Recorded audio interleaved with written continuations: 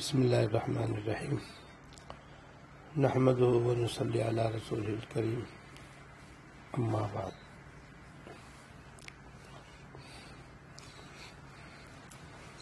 اللہ جل شانہ نے سورۃ المومنون کے شروع کی 10 آیات میں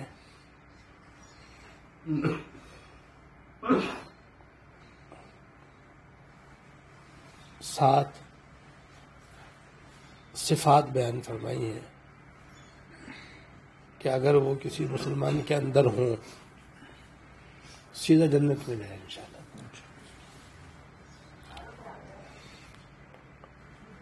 اور ان 10 آیات کے شروع میں بھی اور آخر میں بھی اللہ پاک نے اپنے اندر ان صفات پیدا کرنے والوں کے لیے 2 بشارتوں کا اعلان فرمایا۔ ایک تو یہ قد افلح المومنون،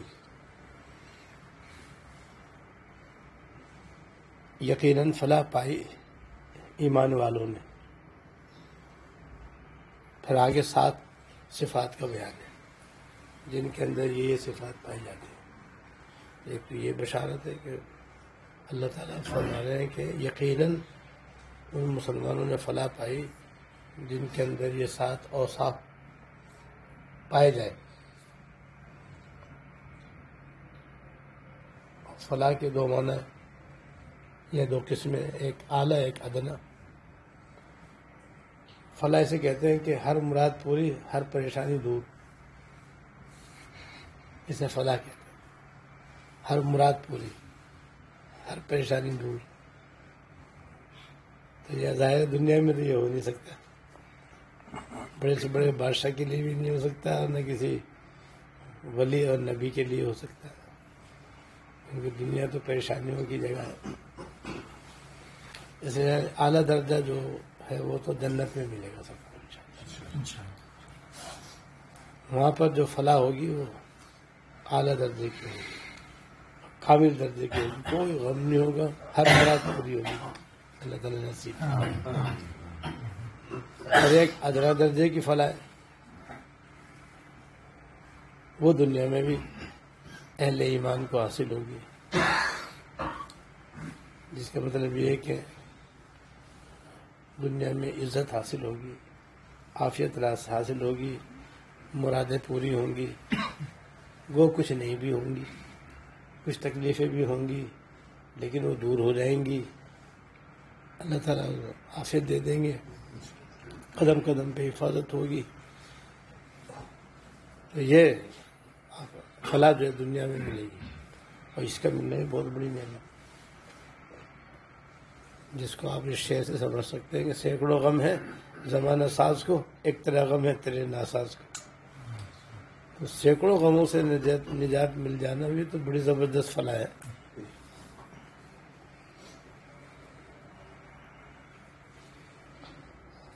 ایسے دوسرے شعر ہو آزاد فوراً غم 2 جہاں سے، وہ آزاد فوراً غم 2 جہاں سے، تیرا ذرہ غم اگر ہاتھ آئے۔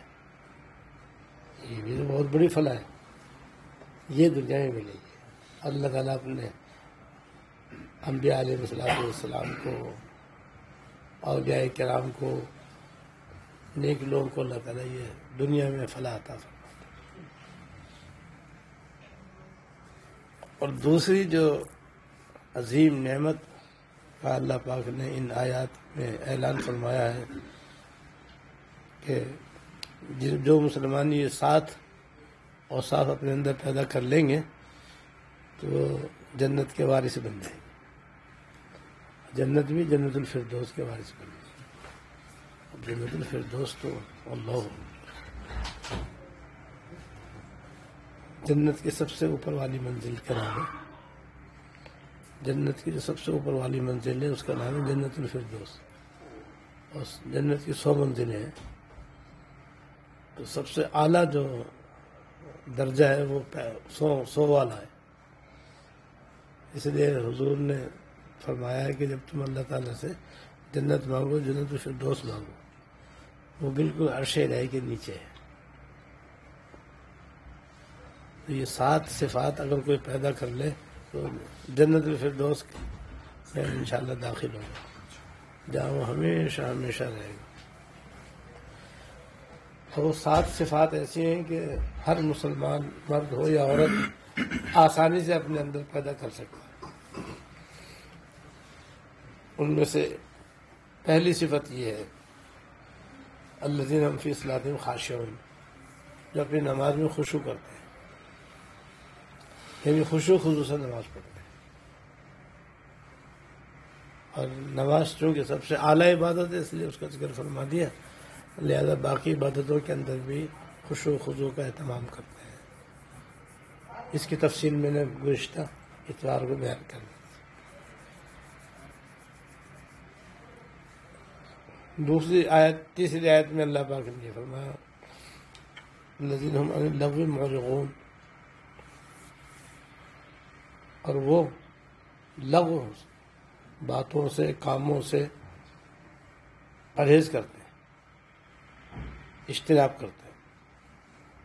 یہ دوسری صفت ہے کہ وہ مسلمان جن کو اللہ تعالیٰ دنیا میں بھی فلاح عطا فرمائیں گے، آخرت میں بھی فلاح عطا فرمائیں گے، اور جنت الفردوس میں بھی داخل فرمائیں گے، ان کے اندر دوسری صفت یہ ہونی چاہیے کہ وہ لغو سے پرہیز کرنے والے ہیں۔ اب لغو کسے کہتے ہیں بھائی یہ سمجھ رہے ہیں۔ لغو کے معنی آتے ہیں بیکار، فضول، بے فائدہ۔ اب جو چیز فضول ہو، بیکار ہو، بے فائدہ ہو، اسے لغو کہتے ہیں۔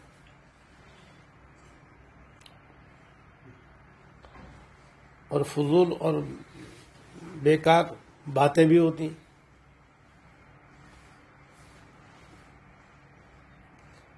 کام بھی ہوتے ہیں، بہت سے کام بھی بیکار ہوتے ہیں، فضول ہوتے ہیں، لایانی ہوتے ہیں، مجلسیں بھی ہوتی ہیں کہ بیٹھے ہوئے ہیں یار دوست، مجلس جمی ہوئی ہے، ہنسی مذاق ہو رہا ہے، تبصرے چل رہے ہیں، ادھر ادھر کی ہاں کریں، جس کو کہتے ہیں گپے مار رہے ہیں۔ یہ لفظ ایسا برا ہے کہ زبان پہ لاتے ہوئے بھی برا لگتا ہے۔ یہ سب لغو ہے، یہ مثالیں ہیں لغو کی۔ جو مسلمان کامل ہیں اور جن کے اندر یہ 7 صفات پائی جاتی ہیں، تو ان کے اندر یہ صفت بھی پائی جاتی ہے کہ وہ بیکار باتوں سے، فضول کاموں سے، بیکار مجلسوں سے اپنے آپ کو بچاتے ہیں۔ اس کے بعد لغو کے 2 درجے ہیں بھائی، کوئی سے بھی، چاہے وہ کام ہو، چاہے وہ بات ہو، چاہے وہ مجلس ہو، بیٹھک ہو، اس کی 2 قسمیں ہیں۔ ایک اس کا اعلیٰ درجہ ہے، ایک اس کا ادنا درجہ ہے۔ لغو کا اعلیٰ درجہ تو یہ ہے کہ وہ بات بھی گناہ کی ہو، وہ کام بھی گناہ کا ہو، وہ مجلس بھی گناہی کی ہو اور گناہ کا ذریعہ ہو۔ تو گناہ ہونا تو یہ لغو کا سب سے اونچا درجہ ہے، اس لیے کہ اس میں تو دنیا کا بھی نقصان ہے اور آخرت کا بھی نقصان ہے۔ تو جتنے بھی گناہ ہیں، چاہے صغیرہ ہو یا کبیرہ، جان کر کرے یا بھول کر کرے، یہ لغو کا سب سے اونچا درجہ ہے، یہ جو کہ حرام ہے اور ناجائز ہے۔ اس سے تو بچنا واجب ہے، لہذا گناہ کی جتنی باتیں ہیں ان سے اپنے آپ کو آدمی بچائے۔ آنکھ کے گناہ بھی ہیں، کان کے گناہ بھی ہیں، زبان کے گناہ بھی ہیں، ہاتھ پیروں کے گناہ بھی ہیں، دل کے گناہ بھی ہیں، بڑے گناہ بھی ہیں، چھوٹے گناہ بھی ہیں، جان کر بھی آدمی کرتا ہے، بھول کر بھی آدمی سے ہوتا ہے۔ تو جتنے بھی گناہ ہیں یہ لغو کا اعلیٰ درجہ ہے۔ لہذا اپنا ہم جائزہ لیں کہ ہم اس گناہوں میں ڈوبے ہوئے تو نہیں ہیں. اگر ہے تو بھائی گناہوں سے توبہ کریں, بچیں, جو ہوگا توبہ کر لیں, اگر آئندہ بچنے کی کوشش. یہ تو اعلیٰ درجہ ہو گیا. دوسرا ہے ادنا درجہ. ادنا درجہ یہ کہ اس میں کوئی فائدہ نہیں, نہ گناہ نہ اس میں کوئی دین یا دنیا کا جائز فائدہ ہے. اس کو کہتے ہیں, اس کو بھی لغوی کہتے ہیں. کوئی فائدہ نہیں اس میں.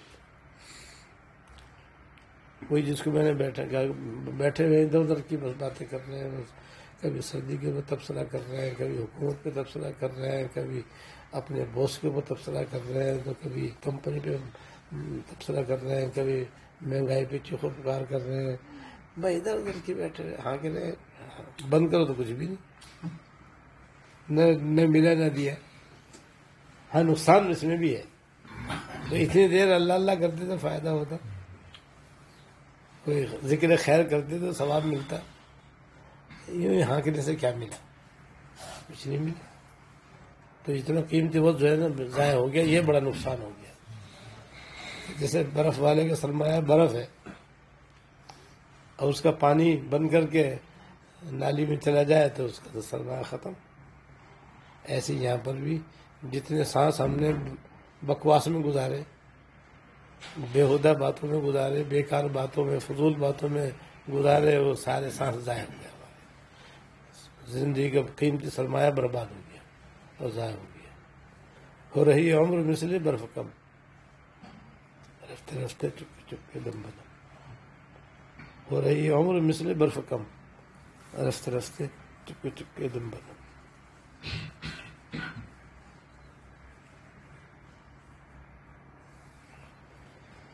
تو اس کی بھی آج کل بڑی کثرت ہے. یہ ادنا درجہ ہے نا, یہ بھی اتنا ہے کہ ساری دنیا میں عام ہے. اور دنیا والوں کو تو کیا کہنا, جو دیندار لوگ کہلاتے ہیں, جس میں ہمارا اور آپ کا بھی تھوڑا بہت شمار ہوتا ہے کہ ہاں بھائی یہ لوگ بھی نمازی لوگ ہیں, نیک لوگ ہیں, نیک مجلسوں میں جاتے ہیں, نیک لوگوں سے وابستہ رہتے ہیں. ہو ان سے مل کے دیکھو ذرا, اور ان کے پاس بیٹھ کے دیکھو, پتہ چل جائے گا کتنی لغویات کے اندر مبتلا ہے.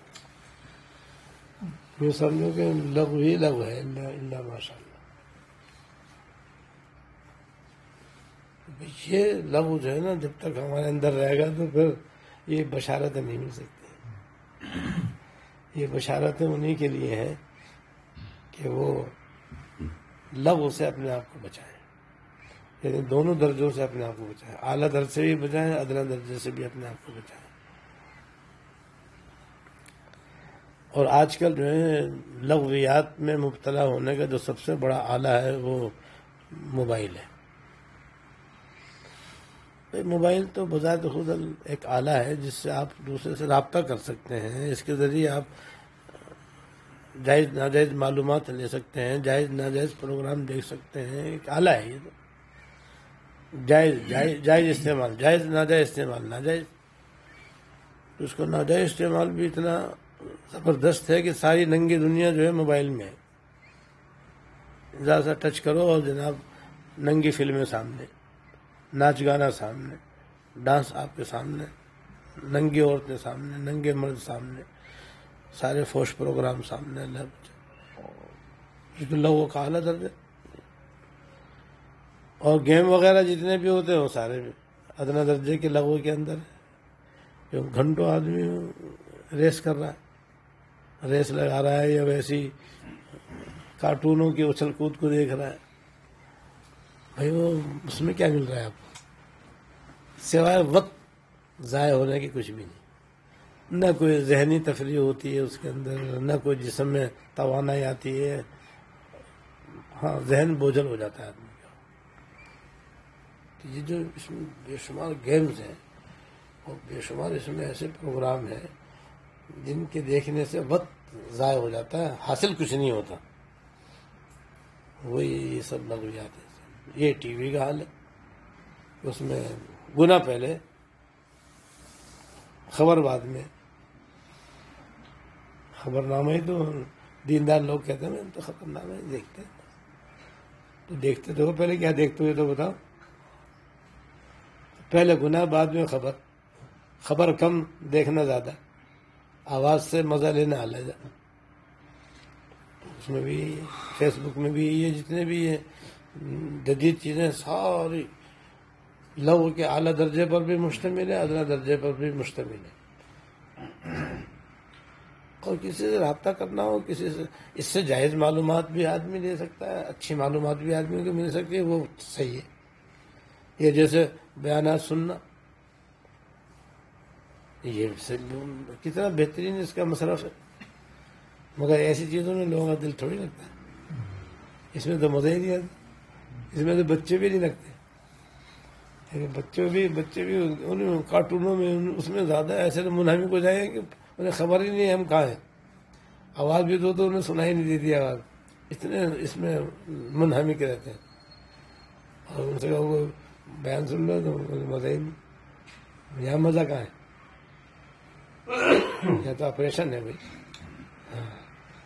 گناہوں سے بچنے میں تو انسان کی طبیعت کے خلاف ہوتا ہے. مگر یہ لغویات کا سب سے بڑا آلہ جو ہے نا, لغو کے اندر مبتلا ہونے کا وہ موبائل ہے, اور اس کے بعد یہ ٹی وی اور یہ فیس بک وغیرہ ہے. لہٰذا اس سے بچا اپنے آدمی. اور باقی پھر باتیں کرنے میں اس کا خیال رکھے, کام کرنے میں اس بات کا خیال رکھے کہ یہ لغو ہے یا نہیں.